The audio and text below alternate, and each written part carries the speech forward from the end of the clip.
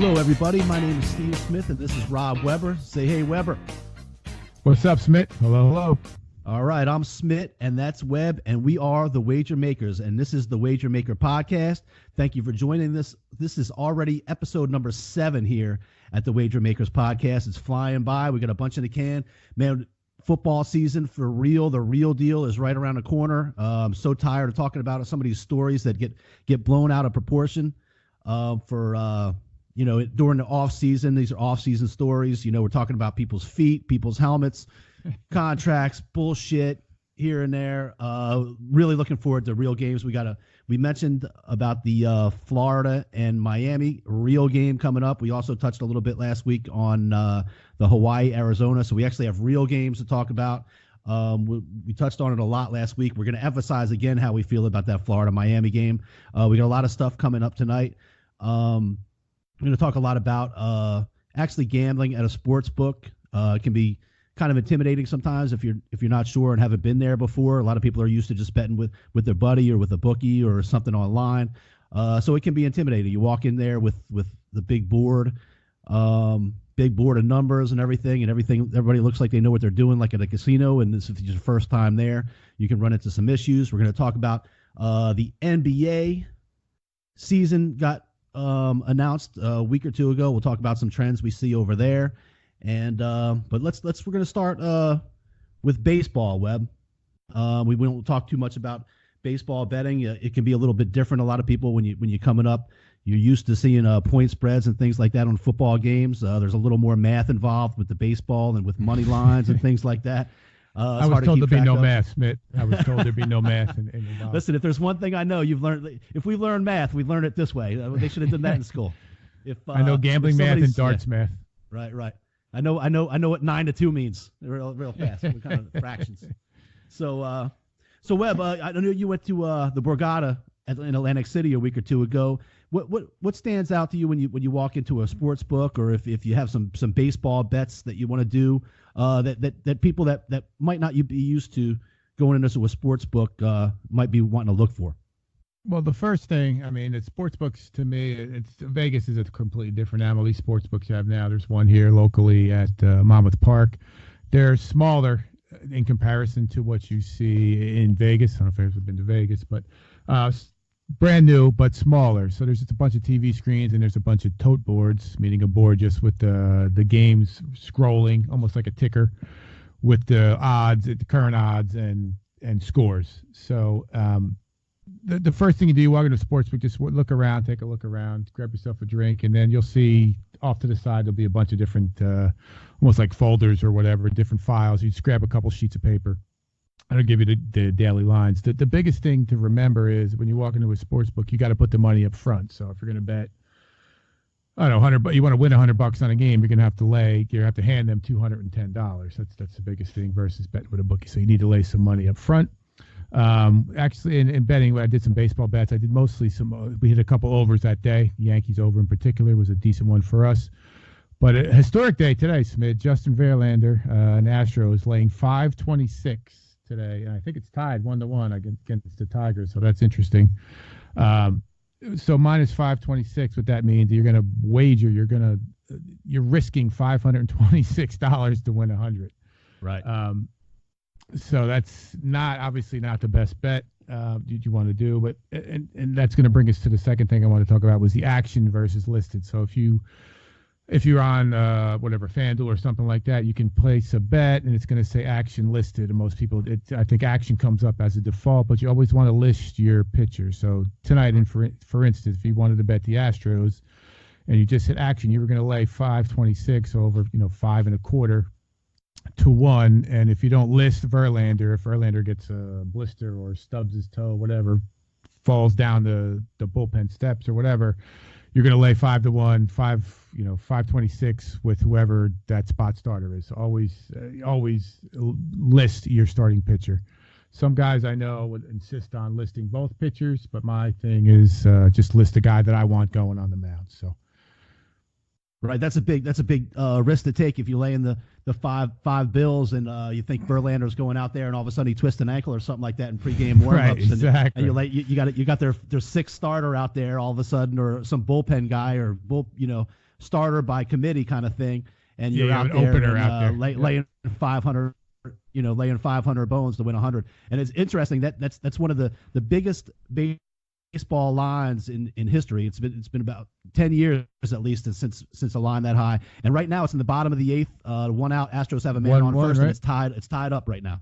And funny, just about a week ago, we were on the Orioles against the Astros, and the Orioles were at about almost plus 350 or something. So that was a really big one. And we actually, you can check us out on sportswatchmonitor.com, and that's a big one, big underdog that we hit last week. We stayed away from this one today.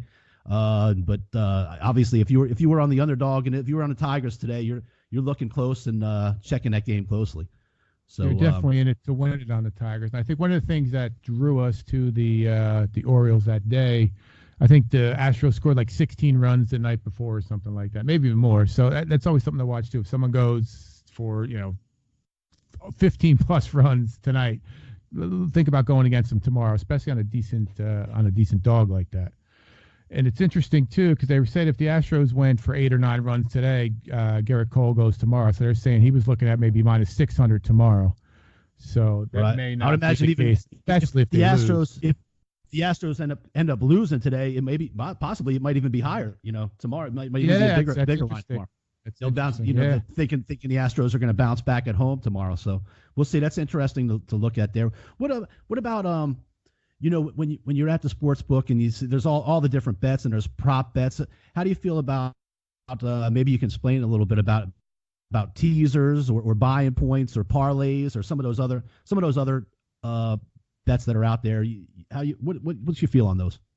Well, growing up, I mean, it's always the word on the street was the bookie loves it anytime you mess with a line. So anytime you tease it, parlay it, anytime you add something to winning one wager, that swings the odds in the bookie's favor. So I don't do too many teasers or parlays. I mean, maybe if you're up a couple dollars, maybe a 3-team parlay, $50 parlay pays $200, something like that.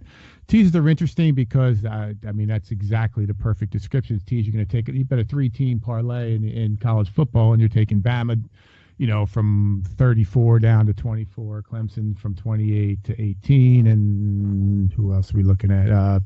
Georgia from 18 to 8. So it's very enticing. It certainly teases you, but now you got to win 3 games to win that same, initial bet, $100, $50 bet. So I am not big on teasers, parlays. Straight bets are the best. If you have something, just whack that straight bet and then go with your B and C games a little bit less.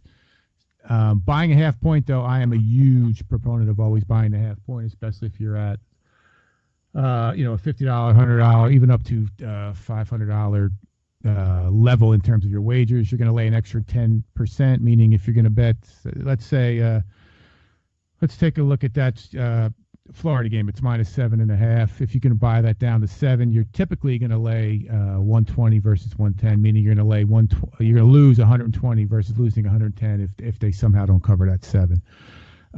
Smith, well, I don't know. I tried to talk you into that several times. I don't know. You're not big on the buying a half point thing. Well, what's your feeling? Well, I'll agree that in football, there's a huge difference between a line sometimes being 3.5 or a line being 7.5 compared to 7, or 3.5 compared to 3. My feeling is if you are not confident enough by a half a point, then maybe you should stay away from that game. That's kind of where I come from with that. If you think that a half a point difference is going to make or break the wager that you're making, I say find another game. We talked a little bit about this Florida game coming up, and I mentioned, look, I like it at 7. I like it at 7.5. I like it at 8. I like Florida. I'm sure the money line's real high. I think Florida blows out this game, and I'm not gonna pay a little extra to try and get a little extra. As far as the parlay situation, to me, it's difficult. Anybody that's out there that's been a bettor knows it's difficult to win a game. It's difficult to win one game. It's difficult to win one game with a point spread. It's difficult to win on money line. It's difficult to win games. The only time I do like trying to do parlays is occasionally if you're up quite a bit, maybe you can go for the go for the big win by maybe do a 2-team or 3-team parlay. Try and minimize your loss and try and go for the big win. That's sometimes when I like to use the parlay. But in general, especially if you're down and I know guys that when they're down, they try and go with the parlays. I'm like, man, when things aren't going against you, you already had a hard time winning one bet at a time. You're down, and now you think you're gonna hit 3 in a row all of a sudden. And if you are, why don't you just do that straight up? And if you go 2-1, at least you're getting a little bit of money back. You let a little crack back. If you go 3-0, great. But that's my feel on the parlay situation.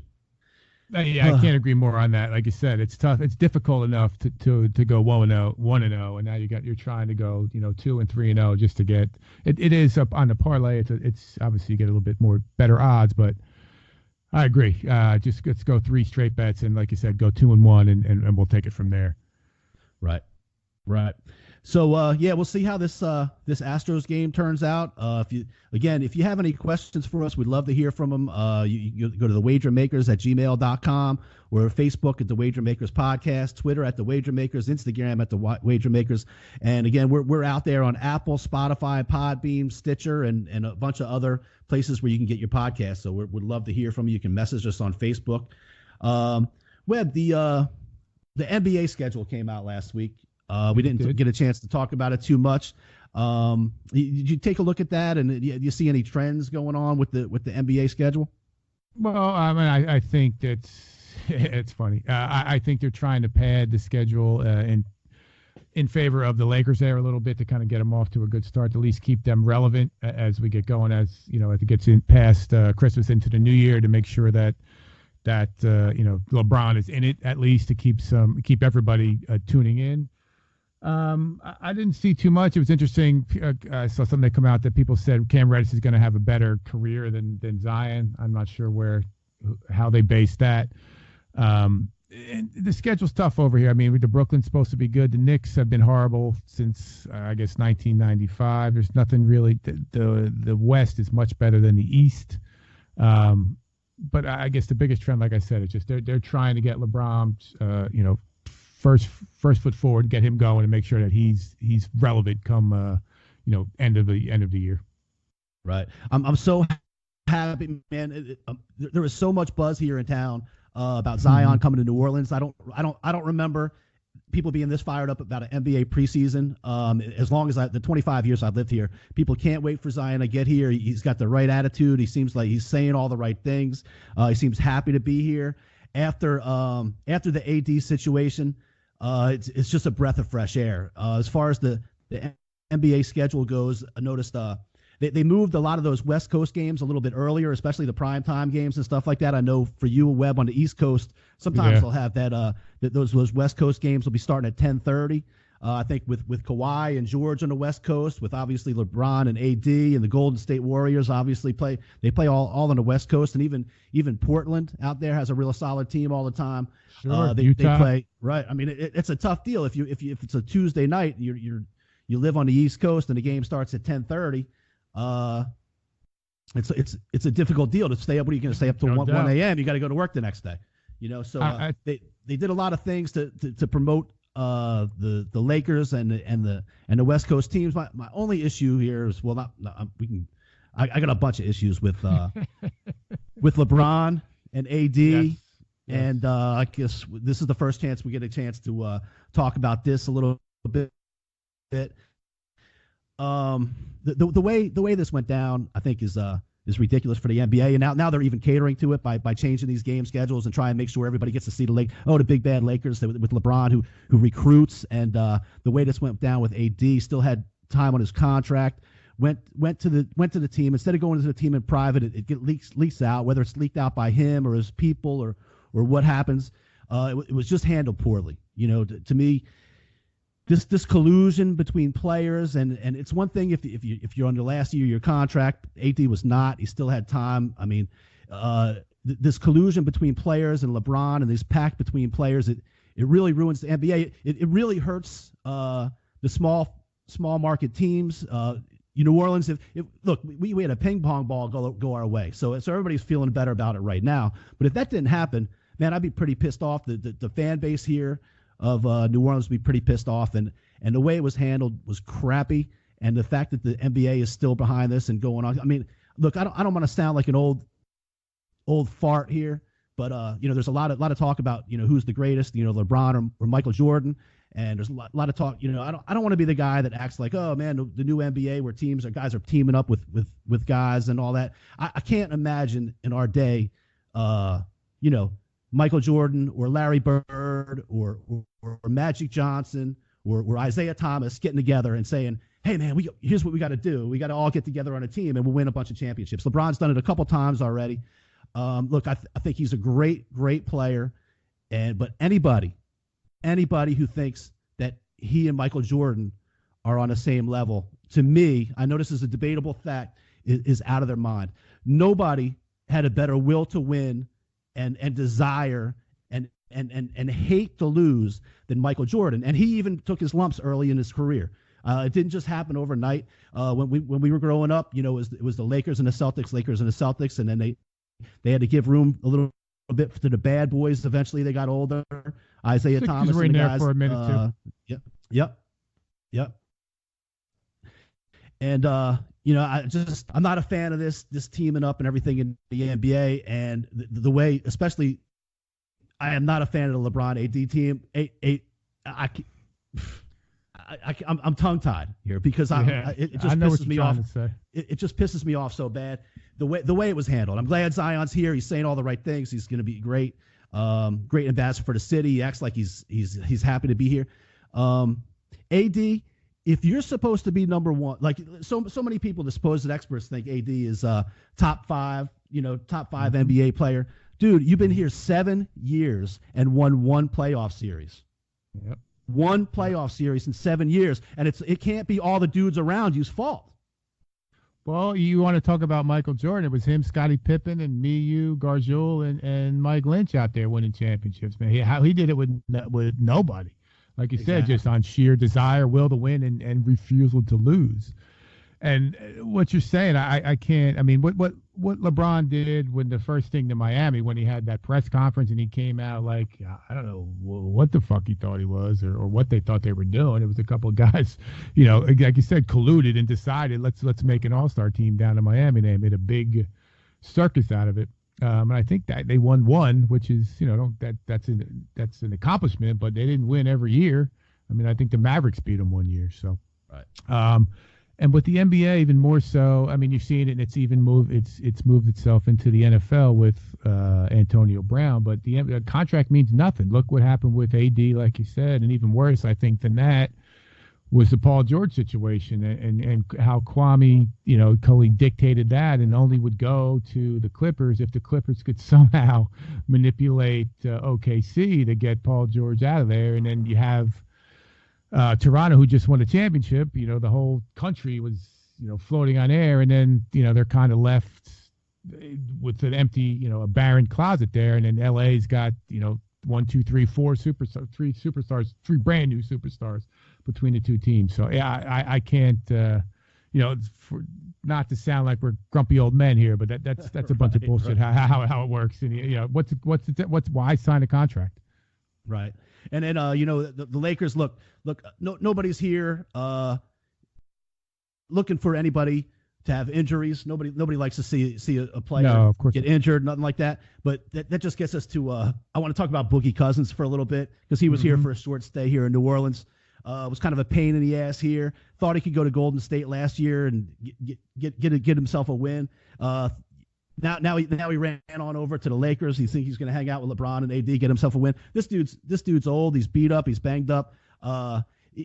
He's the kind of guy that's a cancer in every locker room he's ever been in. He's never won. He's never won anywhere. He's a big brute. Man, there's nothing worse than seeing a big old dude hang out at the 3-point line the whole game instead of playing ball like he could be. Now look, he's got great skills because he can do that once in a while. But get your ass down there, play some D. He's the kind of guy to control a game. But now he's just a big baby. And I don't want to see him in public. I hope we get a lot of people listening to this podcast. Better hope he's on crutches. But if Boogie Cousins is out there, don't beat me up for this. I'm trying to get my podcast going here. So. I'm not gonna. I'm gonna disagree. I'm gonna reel you back here a little bit. Boogie, you want to talk Boogie Cousins 3 or 4 years ago? Yeah, absolutely. Complete cancer, no defense. Give me the ball, I'm gonna shoot it. I play. He's like Bugs Bunny in a cartoon. He's playing point guard. He's playing small forward. He's playing shooting guard, and he's playing center. Those years when he was on the Kings. But I think when I don't begrudge anybody going when he went to Golden State, that the league was like that. He didn't create that. He was just going, and they offered him a contract. He took it. He got hurt, which is unfortunate. No one, like I said, we're not rooting for that. But he worked his ass off, I think, trying to come back, at least get into the finals, and at least contribute to trying to win a championship. I'm not going to pile on him as much as you. And going to the Lakers, dude needed a job coming to this year. He lost a shit ton of money. These guys are making $12, $15, $20 million, and half of them suck. So I'm not going to begrudge him for going to the Lakers this year, and I think he gave it an honest 110% effort at least to get back into a game in the finals last year. I actually felt bad for him a little bit this year. And then you want to talk about another mutt. I mean, they're working out Joakim Noah, they're working out Dwight Howard. There was another name on that list I saw. I mean, you want to talk about cashing a check and mailing it in. I mean, there's a guy right there. I think Joakim Noah at least worked his ass off when he was with Chicago, the Knicks. I don't know what happens when people come to the Knicks, but so there's other guys I think we can kind of bang on a little bit more. Rajon Rondo's on the Lakers. There's another guy. There's knuckleheads galore. So I'm going to give Boogie a little bit of a break, at least the past 3 or 4 years. Either way, I'll tell you this: the Lakers will be a great team to hate this year if you're into that sort of into it. And the only thing that make him more hateable is if they pulled Dwight Howard in there. That dude at a time had the most athletic. That dude had the most athletic ability anybody in the NBA, and couldn't play with Kobe. Couldn't play with Kobe. Right. He could have 10. Right. They could have 10 rings by now. Yep. Yeah. Man, Dwight Howard. He's another one. Can't play with somebody else. Well, what did you do by yourself? Nothing. Cash checks. Dude can jump out of the dude's shoulder radius is 10 feet wide, and he can jump out of the gym, and he can't play with Kobe Bryant to get a couple championships. Yeah, you get me started. Yeah, okay, so here's the deal. I hate the Lakers. I hope they lose every game. And on the East Coast, you'll get a chance to watch it at 10 o'clock instead of 10:30. And from now on, AD is known as LB on this show. That's LeBron's bitch. AD is LeBron's bitch, and that's it. Man, I'm getting fired up. Man. You go. We need football to come on. Yes, right. We need some real action. We need some real game action. Talk about this stuff. People's damn frostbite feet and helmets and bullshit. And I gotta get fired up talking about AD. You talk about the NBA. It's talking about August the NBA. Tip off half an hour early and get me all pissed off. But we know where to go, everybody. As soon as we all get Smith going, we know where we're going. Well, let's kind of segue over to my man Jerry Jones, man. You see how he took care of business? How about that? He said, "I earned that. I earned it. Don't mess with Jerry. Don't mess with Jerry Smith." What do you think he meant? What do you think he meant when he said he earned it to make fun of Zeke? Well, Zeke's an idiot. He's one of these knuckleheads. He's a young kid. He hadn't had a hard day in his life. He was the biggest recruit in the state of Missouri when he was a kid. And he's been in trouble twice now, even more than that, maybe 3 times. He's already been suspended. He's had 2 issues since that suspension. And Jerry's been in his corner, his biggest champion. And Jerry does that with all his players. He's had a number of knuckleheads, right or wrong, in the last, I guess it's been 30 years, 25 years. And he's the biggest players advocate, sticks up for his players more than certainly any other owner out there. And he wants to give the guy a little jab. The dude's under contract for the next 2 years. And then after that, they could franchise his ass. So literally, Jerry Jones controls this dude's future for the next 3 years. Yep. If he wants to poke a little fun, Dak's in camp, Cooper's in camp. They just signed Jalen Smith. You didn't hear a peep out of that dude. Come on, man. Jerry can do what he wants. He bailed him out, and he would do it again today if Zeke got in trouble. But it's got to be both ways, man. Right. I agree. Well, I really got a kick out of the press conference yesterday when Jerry signed Jalen Smith for a big time contract because he came out that same year and they kind of took a flyer on him in the second round. He was injured. Yeah. coming out of college. And now, all this dude does is prove himself on the field and work his ass off to get back in there. And guess what? Jerry Jones put his money where his mouth was, and then Jerry Jones, so the other day during the preseason game, I guess Zeke was in Cabo. He was flying back to Dallas. He landed in Dallas, and then he heard Jerry Jones' this little comment. He said, "Zeke who?" I guess the backup running back had a nice game the other night. Yep. Right. Yep. Right. So next thing you know, I think he flew back to Cabo. I just this dude, man, and when you pay guys this much, you're looking for guys that are going to be the face of your franchise. You're going to be looking for guys that are going to be stand-up guys that you're going to win a game on Sunday, and you're going to be able to go home, and the guy's going to show up to practice on Tuesday morning and not hear some newspaper article about he was drunk driving on Sunday night or Monday, or about how some kind of shit happened with him Sunday or Monday night. I just don't know if you have that same sense with Zeke.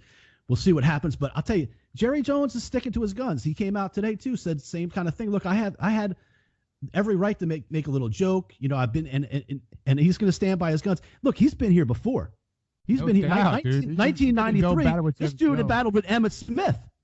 Emmitt Smith. You think he's worried about Zeke? I'd say no. I'd say no. Off of the championship, they went 0-2. Emmitt didn't play the first 2 games, come back, and they won another championship. Yep. Jerry Jones, when the NFL wants to go and renegotiate the deals with whatever, Fox and ESPN or whatever it is, Jerry Jones the first dude that walks in the door. I don't know what Zeke or whatever his name is, or Archambault or whatever his agent's name is. They don't know who they're messing with, man. They have they're out of their league. They're out of their depth when they're messing with Jerry Jones. Out of their depth. And like you're saying, I mean, with Zeke, you go to sleep, Jerry Jones is going to go to sleep. Say they sign him tomorrow. Start Friday night. Jerry's got to, he's going to be sleep with one eye open, wondering what this knucklehead's going to do with all that money he just gave him. Right. Jalen Smith, Jerry's, he's sending Jalen Smith, to do whatever, talk to somebody in the hospital or something. Right. Zeke, what he's going to do. He's going to, so. Right. Just drastically different worlds. And again, I mean, we talked about this last time. It's not what the money Zeke's gonna make. He's already made money. I think he got $15 million guaranteed. He's gonna get another 12 in the next 2 years. And then again, Jerry can franchise his ass 2 years from now. So he needs to tread carefully. Right. Because I mean, Jerry's shown he's got the fortitude to do this. He's dealt with this. He's dealt with these guys. We'll see.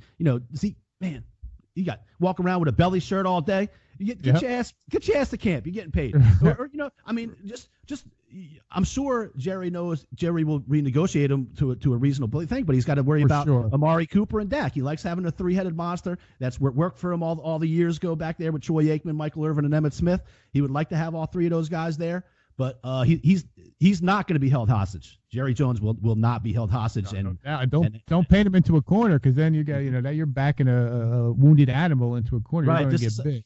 This is exactly what the Dallas Cowboys did not want. This is turning into a pissing contest, and it's turning into a pride thing more than it is about money. A few weeks ago, we kind of laughed it off, said, "Oh, Zeke will be here. Zeke will be here." The more this turns into 2 guys with pride battling it out, and stubborn guys with pride, the worse off the Cowboys would be. And I had them. I think they're the cream of the crop in the NFC East at the very least.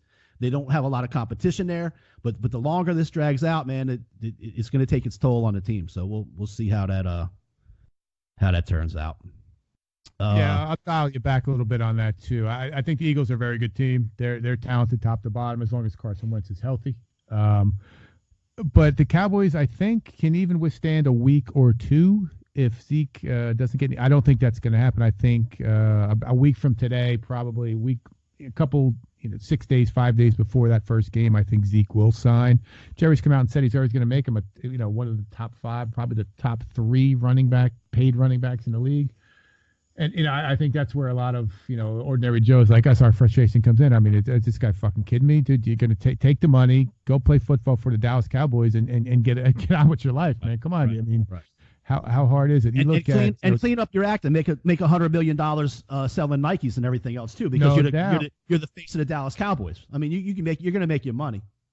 How much is Dak Prescott getting from Okonos or whatever? He does Campbell's Soup. He does Pepsi. Troy Aikman made triple the amount of money selling chicken wings in Dallas than he did from Jerry Jones' check. Right. Emmitt Smith, it's got bazillion dollars in real estate. Roger Staubach, Drew Pearson. The list goes on for guys who wore the star and have done ridiculously well after they retired. So, we're kind of splitting hairs, and it just gets frustrating. Certainly for me as a Cowboy fan, number one, and number two is just a working Joe. Come on, dude, you kidding me? Right. I think the Cowboys really had high hopes this year. We'll see how that turns out. Well, don't piss on my fucking parade already, man. Come on, dude. I heard that. All right. So moving on, Baker Mayfield's in the news again. The Cleveland Browns seem to be in the news every day, even though they didn't even make it to 500. They were 7-8-1 last year. They haven't had a winning season in a 10,000 years. Baker Mayfield's in the news again. He kind of, I guess he took a couple jabs. And again, let's preface this by saying I think this is some more non-football season type news. If you want to talk about it, I guess in an article he kind of took a couple jabs at Daniel Jones over there in New York about how he got drafted so high and things. And so he's kind of caught a shitstorm. What you got any thoughts on that? Let me ask you a question. Did he really take a jab? All he said is anybody aside from Gettleman or the Maras shocked that Daniel Jones went 6 in the draft? I mean, all he said was, I was shocked they took him that high. I mean, what? And again, you're spot on with saying it's just, we're trying to fill news. There's 24-hour news station. So it's Baker, saying something. It's a GQ article. And again, I'm sure it's GQ just trying to drum up some sales. But I don't know that he took a shot. I mean, everybody, again, except for Gettleman, Daniel Jones' agent, and Damaris were shocked that he went that high. And you're going to be shocked again this time next year when they're looking at a quarterback again. So, right. Well, we'll see. I'll be honest with you. I think Jones has looked capable so far. I don't know. It's a long way to go. I thought he looked good in week 1. I thought last week he had a couple fumbles. I don't know. Can you feel me shaking my head? We have to go to the I hope he video plays podcast. 16 games. Web I really pissed do. off. Yeah, I hope he plays 16 games. I hope he plays the next 48 games in a row for the Giants. All right. Well, we're gonna agree to disagree on that one. I think Daniel Jones has got he's got a long way to go. I think as far as Mayfield goes, I don't think this is the biggest thing what he said. I think he was probably making an accurate judgment about him being drafted so high. But it just seems like this guy's in the news every day. He seems to get a pass for the stuff that he does because he's got moxie and he's this guy. Right. He's an everyday Joe. He chugs beer at the ball game and all this shit that he does. But dude, look, you had a solid rookie year. They got to 500. So far, the Cleveland Browns haven't won shit. So far, he hasn't really won a lot of shit in college. He won some Big 12 championships. He won some Big 12. He won some Big 12 championships in an era when there was nobody playing in the Big 12. Not even Texas was not even a factor in the Big 12. Would he beat TCU in the Big 12 championship? He never did anything against the big boys. Daniel Jones went 8-5 for Duke. To me, that's you got 10 wins with Oklahoma. Cannot say that with a straight face. There's no way. There is no way you're going to tell me a Duke quarterback is as good as Baker. He won the Heisman, dude. Oklahoma, without Oklahoma, without Baker Mayfield, Oklahoma was in the conversation. How'd last year's quarterback do with Oklahoma? Did he win any awards? It's a system. It's a system. And he played behind Baker Mayfield. Behind him. It's a system. Behind Baker Mayfield. That's all right. Lincoln Riley's everybody that plays quarterback. Jalen Hurts going to win the Heisman this year. They're going to have 3 in a row. You going to make the same argument next year? I might against Duke quarterback. Hell yeah. All right. Well, we'll have to see how Jones turns out. I'm not piling on Baker Mayfield for this in particular. I'm just saying I'm getting a little tired of hearing about the Browns. They're like the it team this year. Everybody's all over them. I get it. They love Baker Mayfield let me ask you a question in Cleveland. Yeah. What's more annoying, the Baker Mayfield noise or the New Orleans Saints still bitching about that goddamn non-flag? Dude, you're hitting me. You want to go on a rant? You want to go on a rant? How about I chop you right down at the legs? How about that? There you go. I've had people tell me I'm starting to be a little too hard on the Saints and the Saints No, fans. you're not. You're not. It's a love. It's a love. It's a you know the hardest on the people you love. Sometimes I can relate. that's what this that's what this is. So my buddy posts on Thursday. So do they have Academy Sports up there in New Jersey? No, okay, it's like a Dick's. Yeah, I got it. Yeah, it goes up to it's like Midwest up to like Michigan stuff like that. It doesn't go quite it's like a Dick's. It's like a Dick's. They got all the sports shit. Sports marketing, sports like a sorry it was. Right. So my buddy takes a picture the other day. Mike takes a picture, puts it on Facebook. As soon as you walk in, like the end cap thing there, where they got usually there'd be all kinds of Zion jerseys and Drew Brees and Kamara jerseys and shit. They got a bunch of referee uniforms as soon as you walk in, and they got a bunch of Saints fans calling for fans to show up to the first game in a referee uniform. Right. Now I've been, man, you get me. This gets me fired up. I've been having an issue with this crybaby shit since the end of last season. And look, I'm a Saints fan.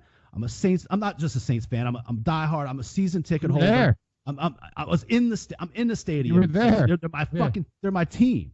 That's my team.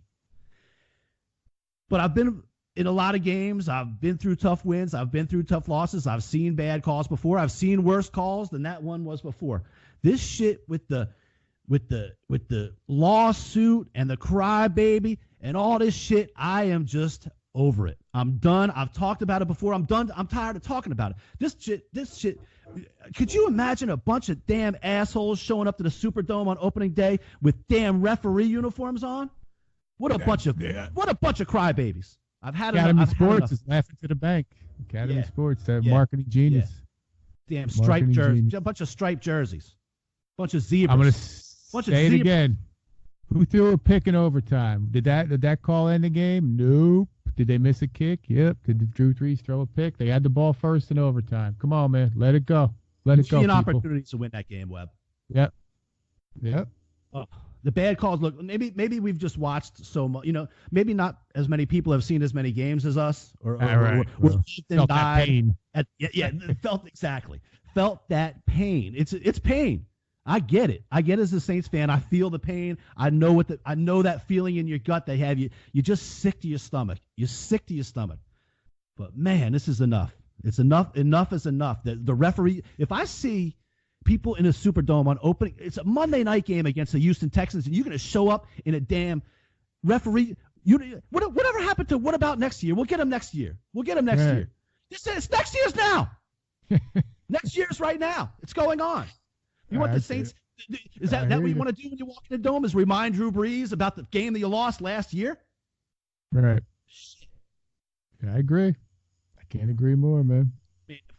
I don't know if somebody shows up in a damn referee uniform. I don't even know. You'll see him. Oh, they're gonna be there. They think it's fun. They think it's funny. We're showing Goodell. Right. Oh yeah. I'm gonna wear a Goodell with a Goodell T-shirt with the clown nose on. Fuck you, Goodell. With the Ghostbuster thing, the circle with the. Goodell's going all the way to the bank. Goodell's going all the way to, and giving Super Bowls to other cities. That's what he's doing. Yep. The governor here just announced a $450 million renovation to the Superdome. We're going to pay $450 million, and then Goodell's going to say, "No, well, that's pretty building you got there, but no more Super Bowls for you. We're due to have I think 2024, something like that. Okay. But that'll be it. That'll be it on that. Shocked you guys lost that bid. Sorry, it's going to Miami. Oh, all right. So see, this is what Webb. I need real football. I need real football. Dying. I can't talk about these stories anymore. I talked about this dude's foot. He got summertime frostbite. I'm talking about his foot and his helmet. I can't do it anymore. See, he was at practice yesterday. He wore that helmet. It's funny how that works. Back, he's got the helmet. He's ready to go. Well, I saw Hard Knocks, so I know the inside information. Oh, right. You watch Hard Knocks to get the inside info. It was pretty funny the other night. They got that Caliendo guy that does the impressions. Yep. So they brought him out. He does the real good John Gruden. So he came out and did the real good John Gruden. That was fun. I thought it was funny too. You ever watch the TV show Ray Donovan? Yeah, on Showtime. Oh, that's a good show. Yeah, that's a good one.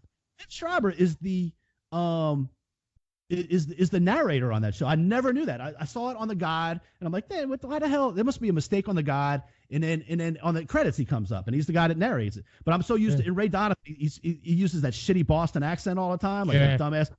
Every time you see Marky Mark in a movie or Ben Affleck, they're using the same shit. They're from the streets of Boston, and they talk like that. Southie. Southie. That's what they're doing. They're doing Southie. That's what Ray Donovan sounds like. But he sounds like, I couldn't even think it was him.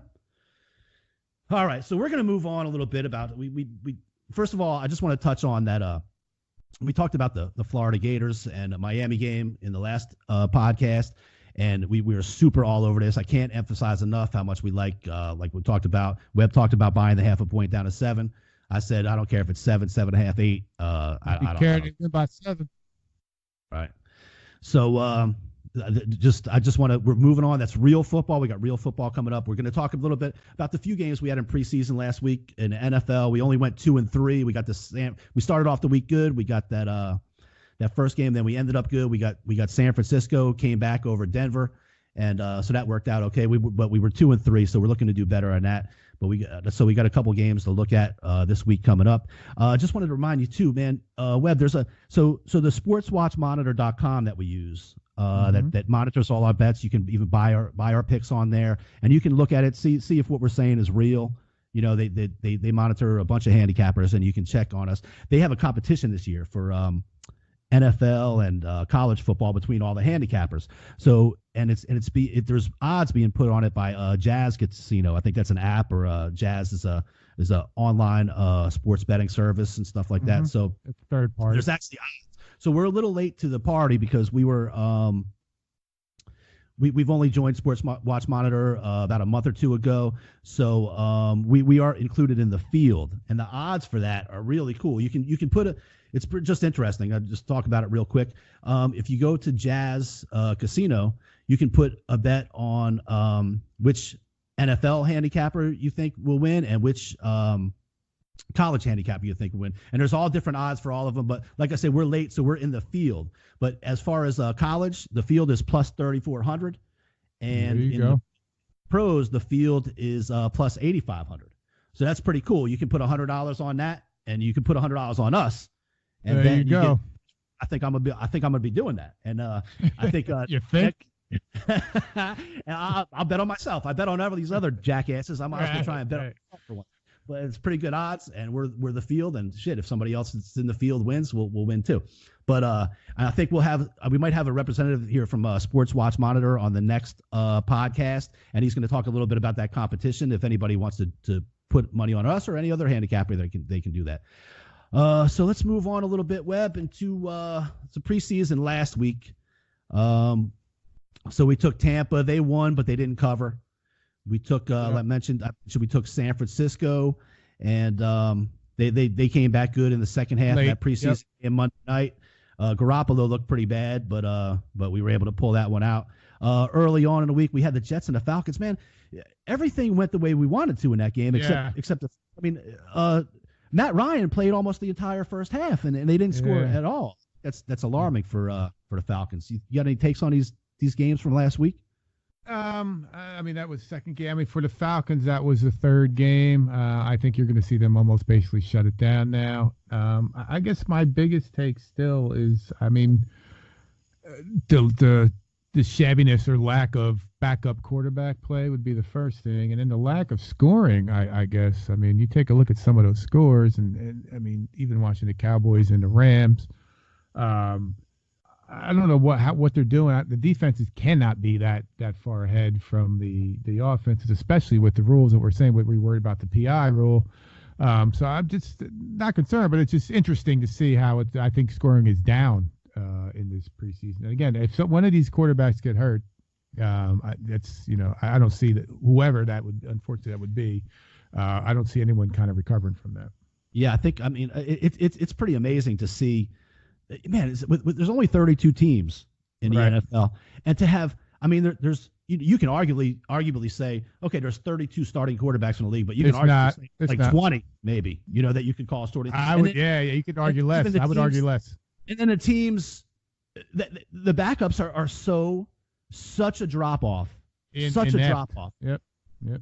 You know, you can watch NFL every week, and if a linebacker goes down, you don't even notice it. If you know, there's a handful of guys that obviously pass rush, but yep. The guys change in offensive linemen all the time. They change in defensive linemen constantly. They're constantly going on. You have no idea. The quarterback play in the NFL in the backups is I mean, you're spot on that.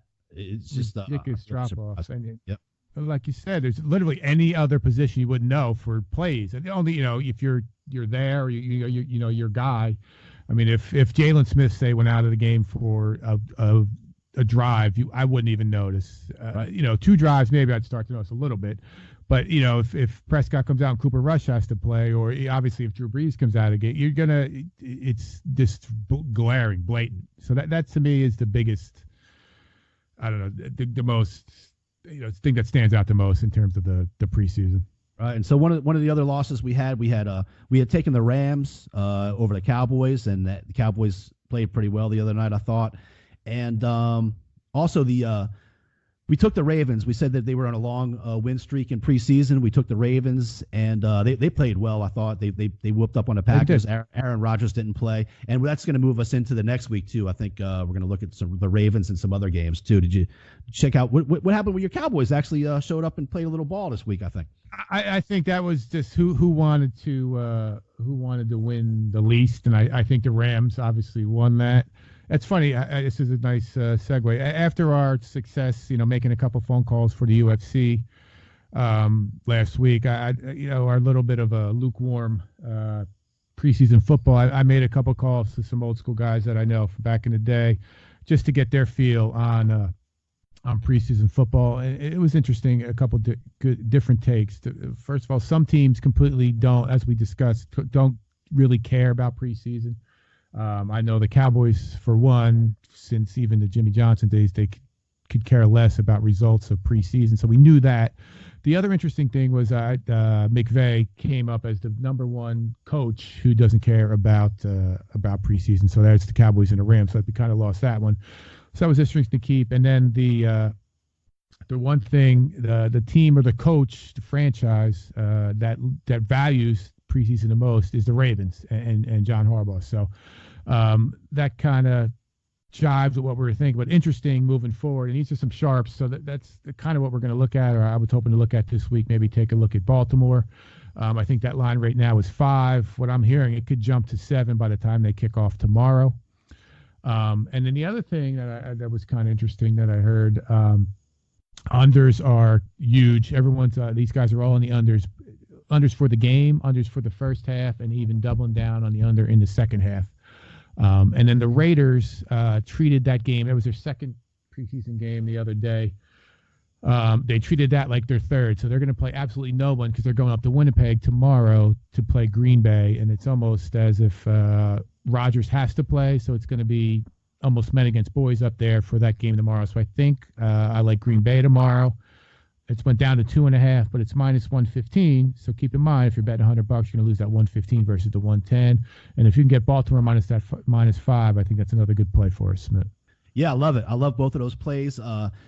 Not only talking about the Ravens and how well they like to do in preseason, but with the Eagles quarterback woes. I mean, in preseason, you got to look at backup quarterbacks. If let's say Wentz plays, it used to be you could bank on in the third preseason game, the starters will play a half and maybe come out the first drive in the second half. That's changed a lot here. It seems like the last couple of years.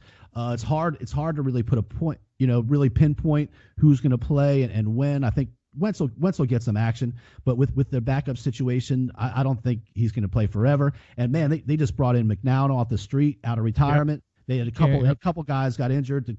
We talked a few weeks ago about how thin everybody was in the backup quarterbacks, but we even mentioned the Eagles in particular, since they lost Foles, how weak they are in that spot. And so you got to figure the whole second half. The Ravens have a shot to really pile up and pile on the Eagles. So I do like that pick with the Ravens. Same with the Packers. Like you said, the Raiders looked great. Again, I saw it on Hard Knocks, and the Raiders The Raiders absolutely look put great the HBO banner against behind you, Arizona. Against Arizona, they absolutely look great. Carr looked good. Everybody looked good. I think, like you said, they played that like that was their coming out party because they looked so bad in the first preseason game. So I like that one. Those are both on Thursday night. So, couple other games on Thursday. They got the Falcons and the Skins. They got the Panthers and the Patriots. What's and they going got on with the Redskins, man? I don't know. I can't figure them out, man. They got a good D. They got some talent on defense. I mean, I'm not big on them in terms of their wins and losses for the year, but I thought they'd come out and play better. Especially Haskins played a little bit. I was surprised how, I guess, uninspired and how just lackluster that the defense was. I mean, they got some ballers on that team, man. Well, then I think they just don't know who's going to play quarterback. I think they got the defense. Yeah, but I think Haskins is in there. He's a guy he's going to be up and down with his rookie. I don't think he's going to get time right off the bat. He's going to be they got Colt. He's hurt. Keenan's going to be the guy. He's going to be at least a while. Right, yep. No doubt. And so we'll see what happens there. We both talked about before that we're not big fans of Gruden as a coach, so we'll see how that goes. But as far as preseason there, I don't know. And man, we were on the Falcons last week, and we got, man, if you bet on a team in preseason and you got a quarterback like Matt Ryan and he plays the whole first half, man, that's all you can ask for. Yep. Sometimes you're going to win, sometimes you're going to lose. But that's all you can ask for. The guy came out, played almost the whole first half, and they didn't do anything until Schaub came in the last 2-minute drive, I think, of the first half, and that's when the Falcons finally scored. But nothing. So we'll move on to Friday. We talk about Mayfield. You got the Browns and the Buccaneers. Interesting. I just wanted to point out, last week we talked about Indy and the Browns were playing, and Indy was favored by 3, and we talked about it. We said, man, this line just does not seem right. And this is the kind of stuff that we're talking about before. And that doesn't always mean you jump on one side or jumping on the other. We thought if anything, the Browns should have been favored by 3. Sure enough, you turn on the game last week and Mayfield's not playing. So right away, that was a good move by us to stay off. Now the Browns did end up winning and covering, but those are the kind of things, if you listen here long enough, I mean, those are the kind of things, if you watch long enough, the too good to be true usually is, and so you really got to keep an eye on it for that. I was glad that we as soon as the game kicked off and Mayfield didn't come out, we knew that was what the number was, where it was at, and so I was pretty proud that we stayed off of that. Obviously, didn't bounce that way during the game, but at least we were off of that and didn't risk it. But the Browns are favored at the Buccaneers by 3 in this one. Now, this is game 3 for both. I still, I don't know, is Beckham and Landry going to play? I still, down there, it's the big deal in Tampa. So Tampa Bay plus 3. I'm still leaning towards the Bucs. I think that they just need some positivities, particularly from Jameis, and Arians is still trying to get that culture changed. They do have playmakers. I'm not sure if Mike Evans is going to play, but I think still being preseason, I would still... I typically go the way the line goes. I think in that game, not a big lean, but I would take the plus 3 there. Yeah, I like that. We talked a little bit about how we thought this would be a team that definitely makes improvement over the last year. If I think Bruce Arians can work with Jameis a little bit and get him to lose some of that, his tendencies to turn the ball over and things like that, and might have a shot. Stupidity is going to be an asset. Stupidity is going to turn. He's going to spin that positive, and Bruce Arians is going to whisper in his ear, and all that knuckleheadness is going to be good. Again, that remains to be seen. I am a huge fan of Arians, so we'll see how that turns out. They also have the Bills and Lions. I'm not showing anything on the ESPN app right now as far as a number goes. Maybe there's some question of who will be playing in that game. You move on to Saturday night. We got the Cards and the Vikings. Vikings are pretty heavily favored at home against the Cards in that one. I think Kyler Murray ran into a buzzsaw last week. Like you said, the Raiders really came to play, and obviously a rookie, you're going to have some growing pains. Jeez, right. 6.5. That's a big number for a preseason game. I don't know.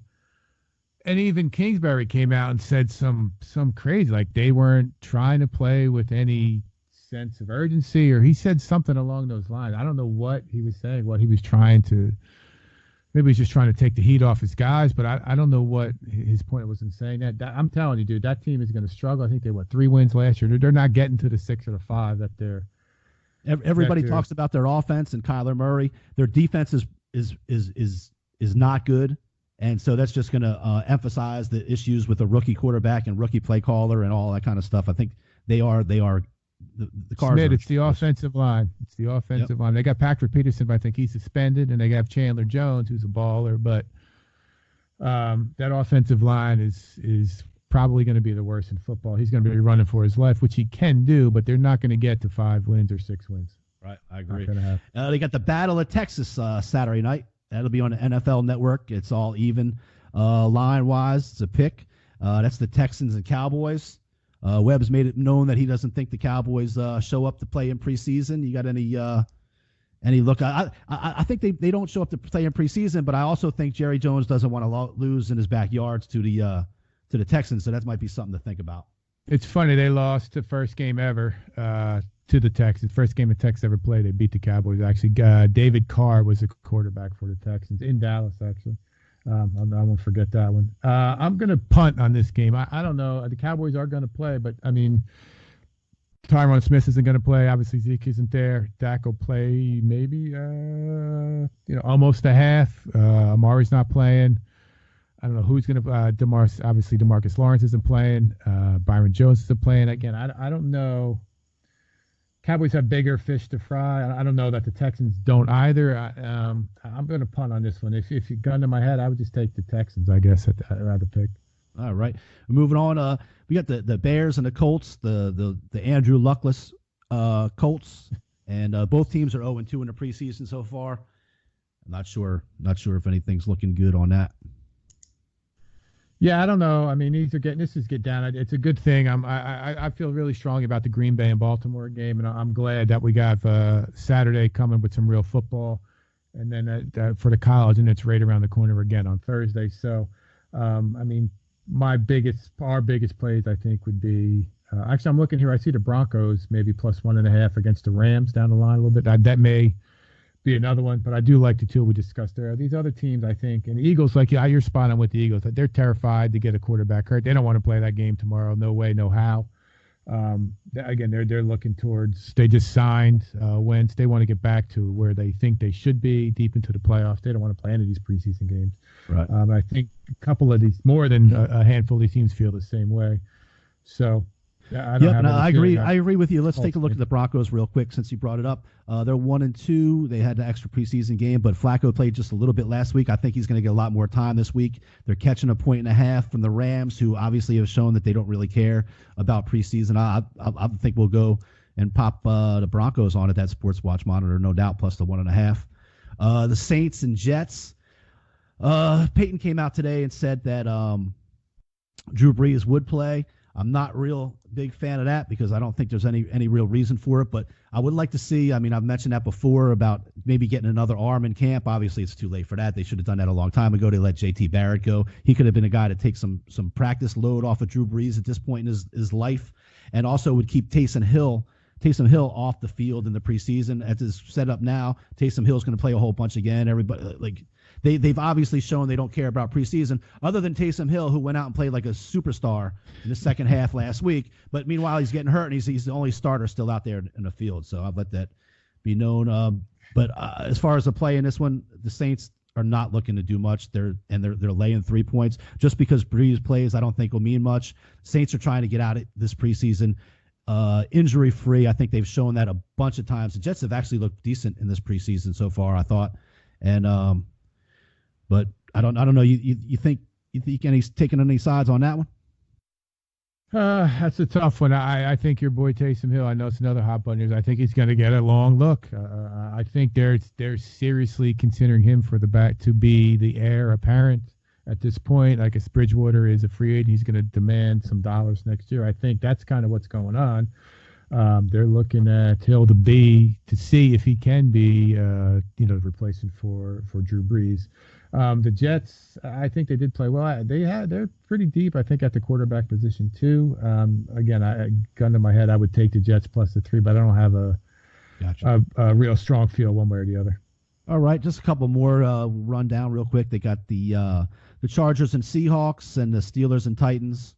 Not sure. A lot of veteran quarterbacks in those games. Not really looking to do much but get out of there uninjured. So far, we got the Ravens, the Packers. Let's look at the. What do you think about the Titans? I mean, that's Mariota's going to play probably a half. I guess this is their third game. That's a guy kind of fighting for his life. He's got Tannehill behind him. Kind of, I'm sure, chomping at the bit, waiting for Mariota to kind of step on himself there a little bit. So I think the Titans may be a decent play there, -3. That's cool, and I like Tannehill as a capable backup to come in there in the second. He plays in the second half or something like that. He can get some things done, and what I especially like is he can get some things done with his legs too. Yeah. When things break down and the offensive line's messed up, or the receiver runs the wrong route, he can do some things with his legs as well. And I would assume, all things being equal, he's going to push to play as much as possible. He wants to showcase himself not just to the Titans, but to whoever's out there. Looking for a quarterback even going into next year. So that may be a decent play too, the Titans. That Chargers game, I think that they're still rocked by the loss of Derwin James. I don't know that, again, this is another, I don't want to keep going saying the same thing, but this is another team that just is probably annoyed and more than anything that they got to play another game now and risk some of their frontline guys to get hurt. But an interesting one, Smith, is that KC Niners game. Some of the stuff we've been hearing is how much Andy Reid, another one of these guys that kind of values the preseason, especially early on, versus the Niners. And Garoppolo's got to do something positive, man. The guy, he's colorblind. He can't throw to the right team. So I don't know. That line's 3.5. I mean, the Niners desperately want him to do something positive, and as stacked as the Chiefs are, and how Reed handles the preseason. That's an interesting game. Not that I have a feel real one way or the other, but just interesting. Right. That might be one of those where the starters really do play the whole first half. You get a good read on what these guys are doing. Garoppolo after such high hopes going into last year, and then he gets hurt. He's got to show better than he did last week. Just so the team can rally around and get ready to play in something positive. They got to get some type of confidence in him. They got this and one more, and then it's for real. So that's a meaningful game at this point for the Niners. So right, interesting. All right, well, we're coming to the close here. Before we do, we're excited. We got real football. Webb, how much is it great to be a Florida Gator this week? It's great. It's great. The NCAA schedule makers have given you a free win on a silver platter. We've given you a free win on a silver platter. I hope I don't eat my words. Courtesy of the wage makers. Yes. The next time will be after that game. So feel free to send us emails or message us if things don't turn out the way we said. It's always can go the other way. Don't the old 1-800 gambling. If you if you have a problem, don't. Right. Don't bet the house on these things. Don't lose your bill money or anything like that. This is no mortgages are come up with the disclaimers here. This is for disclaimer, exactly. For entertainment purposes only at the wager makers. But if I was doing it for more than entertainment, I would go with the Florida Gators this week. I'm just saying. That's already done. That's done. I got a question before we leave. I'll leave us for, any question. Anybody, any questions on sports gambling, baseball in particular? What the odds mean, laying 120, 125, or buying a half. Please shoot us an email or whatever, and we'll get back to you right away. Question I have for you, Smith, and the listeners is: can or will a 2-loss team make it to the college football playoff? Oh, I think they can. Well, just let's ponder. We're going to ponder that and talk about it next week. Ponder? Well, that's let's do that. Little teaser. That's a teaser for you. Right. Come on, man. Okay, good. I just got put in a spot there. I was going to have to come up with some bullshit. At least now maybe I can. Research a little bit. That sounds good. Especially down here in SEC country, I think it's a possibility. But I'll leave it at that right now. It can happen. It certainly can. It's happened. It's happened. LSU has been. The beneficiary of that situation once before. Right. Well, let's see for that. All right. Good question.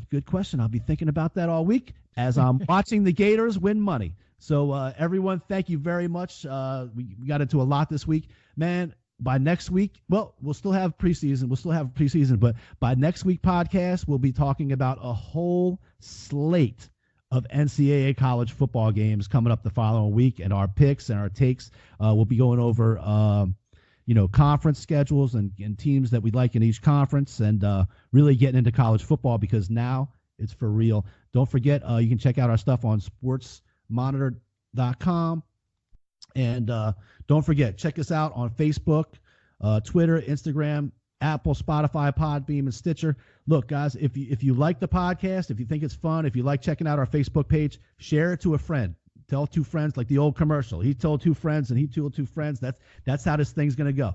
So, Weber, say goodbye to millions of people out there. Thanks, guys. Hit us up. All right, Webb. Talk to you later. Thank you, everybody. Thanks, we man. are the Wager Makers. Take care.